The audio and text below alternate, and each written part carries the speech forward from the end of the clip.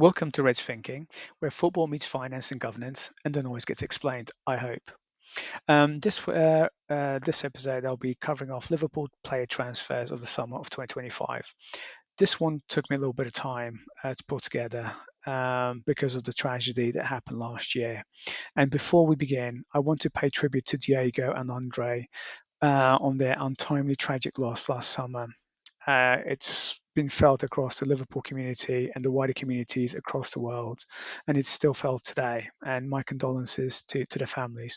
One thing that I'd have to say here is that Liverpool Football Club handled the whole situation very, very well, and just wanted to say that. Now let's jump into it. So, Liverpool summer of 2025.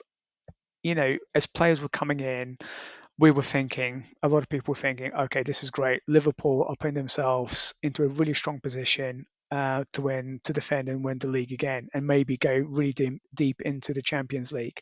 But let's just take a step back. So Liverpool are Premier League champions last summer. They're in a position of strength. They've got a strong team and they've got depth within that team. The winning the league is a measure of that. So the decision makers, Slot, Hughes, and Edwards, they've decided to go and make some changes to the team.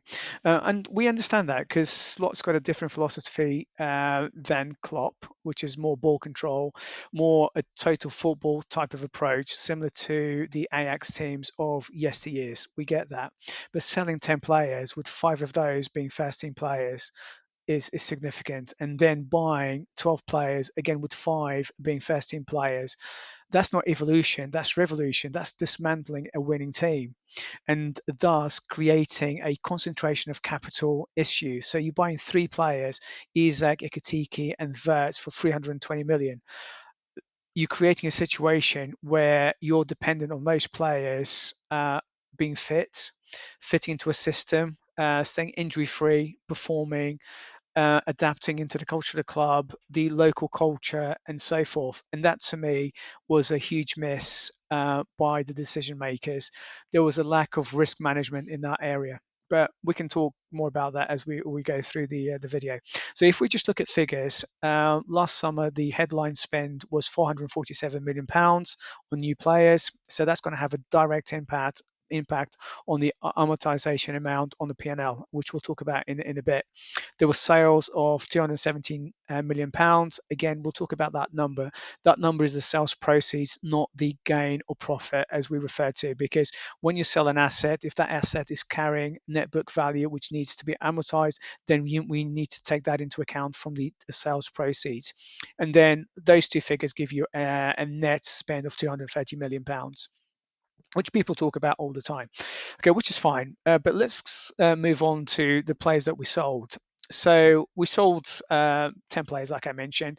Two of well, 3 of the key names were Diaz, Nunes, and Kwanzaa. So Nunes at 28, 66 million pounds. The club feel that it was the right thing to do. Okay, in terms of monetary value, yeah, great deal. But if we think about what he was bringing to the team in terms of goals, performance, press, I don't think that deal makes too much sense, particularly when you have to then spend that amount or more to replace him. I didn't think that was potentially the right deal for the club as a whole. In terms of Nunes, granted that his 24-25 season didn't yield as many assists and goals as one would expect from a 85 million pound striker. However, what Nunes gave you was work rate, was he was always available, it was hardly ever injured, and he'd create the space that others would sort of score from, like Mo Salah.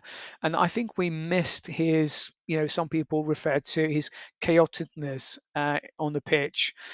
Um, I was disappointed to see him go personally because my view was, we've got a winning team. Let's keep what we have. There'll be natural churn, which there was. As an example, Trent left. That's natural churn. People want to move on at the end of their contracts, which is fine. It's the way of life. We should have looked to keep what we have and then enhance that but we didn't do that. But anyway, so we decided to sell Nunes. One of my big surprises is Kwanzaa. Kwanzaa was sold for 35 million. He was carrying no net book value. That means there was no amortization hitting the P&L, and his value, his sales proceeds, 35 million, is pure profit gain on the P&L, which is great, but that's a one-time hit. So that value is going to be recognized in this accounting period, finishing on the 31st of May 2026. For me, Quasar should have stayed, particularly until we had the our number one target, which is Mark Geehee at centre back. But I would have still kept Kwanzaa back within the team just to cover off. He could provide cover at right back because he can play centre half and right back, and he's really good at both of those positions. And I felt that a mistake was potentially made there.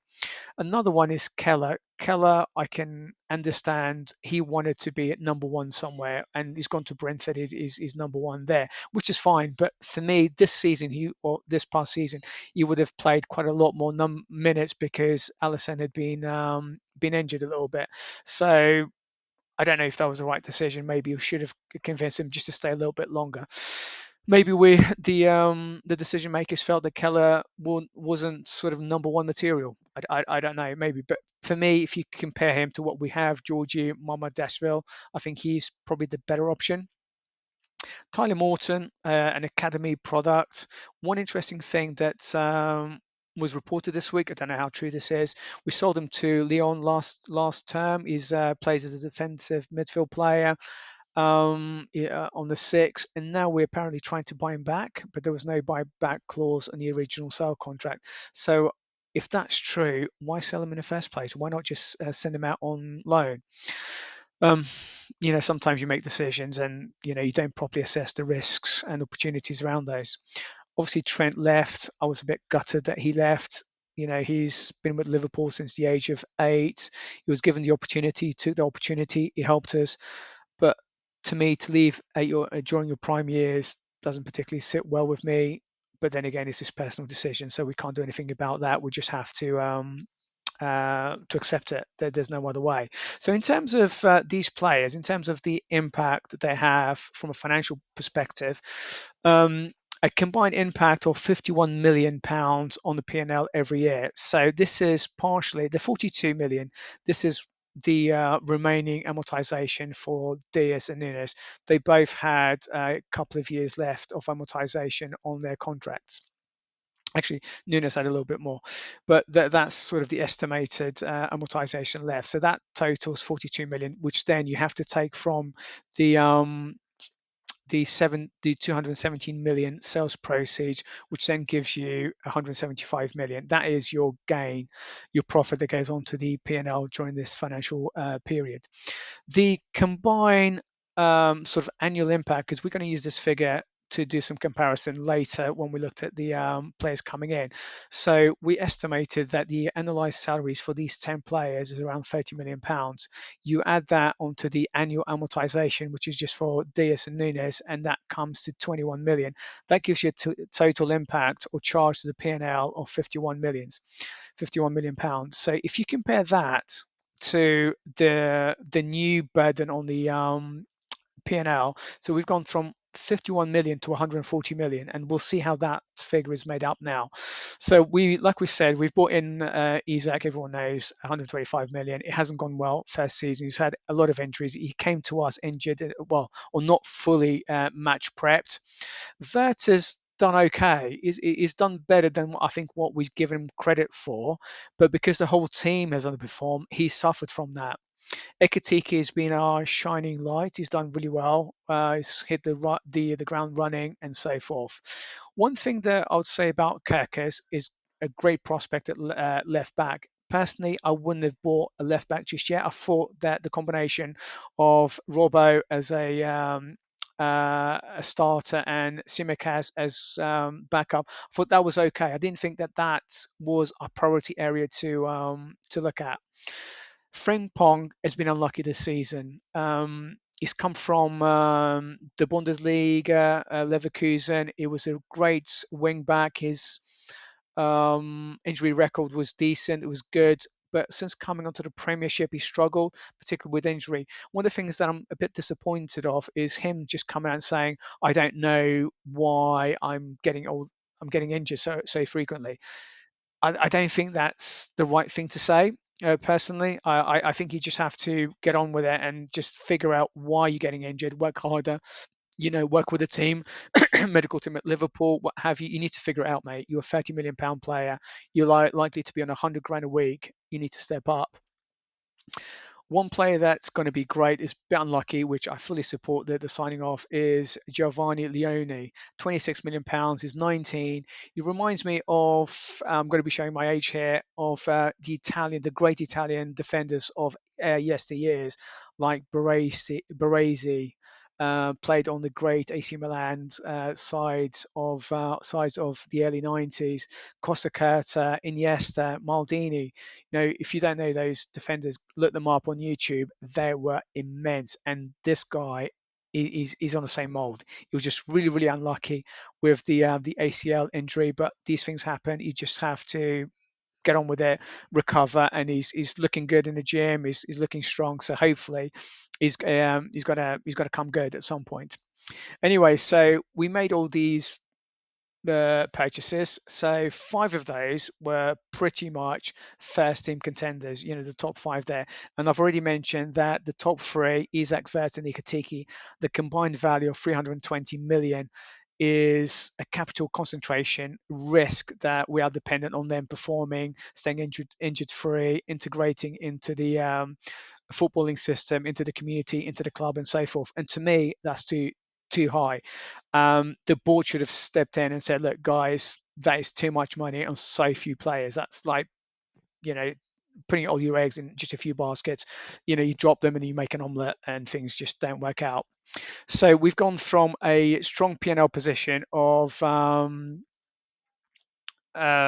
just a £51 million charge to 140 million. It's almost three times. So this is why now Slot is saying in his interviews, if we want to buy any new players, we have to sell first. And likely we're going to have to sell one of these guys that's carrying a lot of amortization before we can actually buy someone else in. It's just the reality of the situation. Um, so this is an alternative option that I would have been proposing if I was involved in the decision making or the strategy drafting. So Semenyo, as a succession planning for uh, Mo Salah. We have to understand that we are unlikely to get someone as good as Salah for a very long time. Salah was exceptional. Salah is in the same league as Ronaldo, CR7, Messi. He is that good, and it's about his consistency, season after season after season. However, Semenyo is a hard, honest, working footballer. He's got decent technique, decent skill, and he's doing really well at Man City, and I'm really happy for him. But we should have got him last summer. The opportunity was there. We just missed. And for me, Hughes should have he knows about Semenyo, so he should have been in there saying, "Look, Semenyo, we want you. Come to us. Where you're going to be Salah's replacement." And I would have been having a conversation with Mo Salah, saying, "Mo, okay, we've got to replace you. You're too important. So we are going to move you to a false nine. How do you feel about that? Your job basically is to score goals. That's what you do. Nothing else. You can press, if you feel like there's an opportunity to press, but your primary objective is just to score goals. That's it. And then you help the younger players with the standards that's expected of Liverpool Football Club. And we're going to bring Semenyo in to go down the right hand side and put the ball in for you to score goals. Okay, so that's kind of point number one. And then Mark Ogihi, we went in for him too late. 35 million on the last day of the transfer window. That is really poor strategy. We should have gone in maybe at 40 million early doors. You say, look, we want you. Here's 40 million. Come to us. And I think Crystal Palace would have done the deal. They would have had enough time to go out and buy some, or maybe even we could have sold Joe Gomez as part of the included Joe Gomez as part of the deal. You get Joe, we get Mark, and then we give you some more money. And I know he only had 12 months left on his contract, but we paid 60 million for Jack, who is a good player, great prospect, but is not Premiership proven. So it doesn't make too much sense. I would have done that. In terms of that, I personally would have still sanctioned that deal. I think Verts gives you something different, and it sort of aligns with the way that Slot wants to play football, more of a controlled, a press control, moving more towards the old total football type of philosophy the Dutch have. So I would have done that. We've talked about Leone, Georgie Mamadashvili. We talked about him. I personally would have kept Keller instead of getting him in, but the deal was done. Freddie Woodman, just going to give him a quick shout. He's played some games this season, and he's done okay for third players goalkeeper. He's done really really well, and I think he needs a shout out here. Like I mentioned before, Tyler Morton was sold last year, and now we're trying to get him back. Whether that's true or not, I don't know. But if it is true, it doesn't make too much sense. So we need to do better. If we're selling academy prospects and then they turn out to be like awesome, and then trying to get them back, let's make sure that we've got a buyback clause in those contracts. Like I said, Gerald Kwanzaa, I don't think he should have been allowed to leave Liverpool, particularly until the Mark Guehi deal was over the line.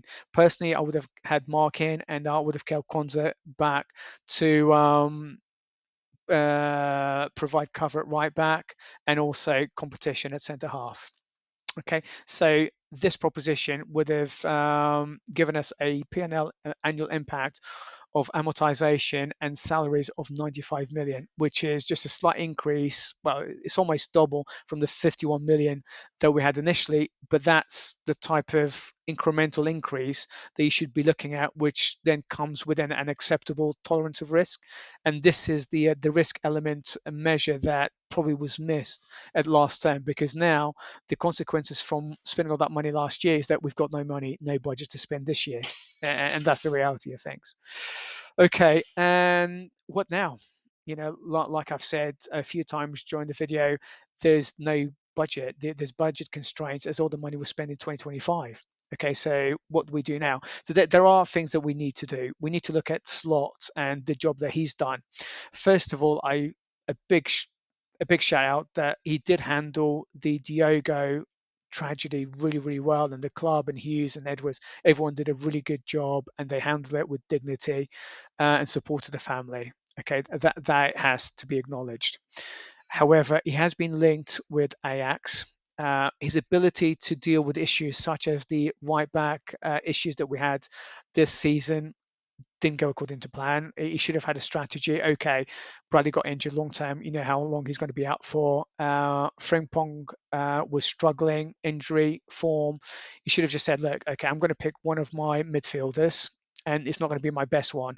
Szoboszlai is our best midfielder. He should be playing in midfield. So I would. Curtis Jones is an awesome midfielder, but in my head, I've seen Jamie Carragher going from midfield to right back to centre half, and when he was at right back, he did a really decent job. So Jones, being a scouser, I reckon he could have done that job. Jamie, if you're listening, if you have a word with him, just say, look, mate, if you want to stay at Liverpool, make yourself into a right back and cover Bradley. That's it. And in terms of Slot's future, he's been linked with Ajax. I would let him go there. I would negotiate at no pay. Just say, like, Slot, you've got a job there.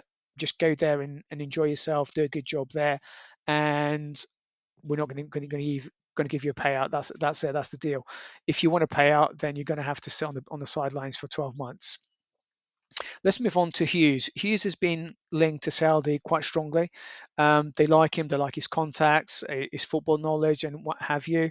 Again, I'd let him go to Saudi. No payout. He'll be walking into a well-paid job anyway, and I'll try and negotiate a Nunes for free return for us, because they don't seem to rate Nunes out there that much. But I think Nunes would be a really good squad player for us. He's got, like I said earlier on, he's got speed, he's got stamina, he's got heart, and he works tirelessly for the team. And we needed that. If we look at the stats during the season, we were outworked in the majority of the games. So Nunes would give you that work rate that's needed in certain games. Okay, moving on to Edwards. I think Edwards needs to stay, and the board would probably keep him on if they're going to get rid of one or two of the others, Hughes or Slot. He needs to have that continuity within the leadership team, within the football area of the business. One player that I'll probably look at to bring in is Jared Bowen. He's bring him in for a season on loan. You know, the Hammers go down, they come back up again. He serves us. He gives us cover on the right hand side as he's a really good winger.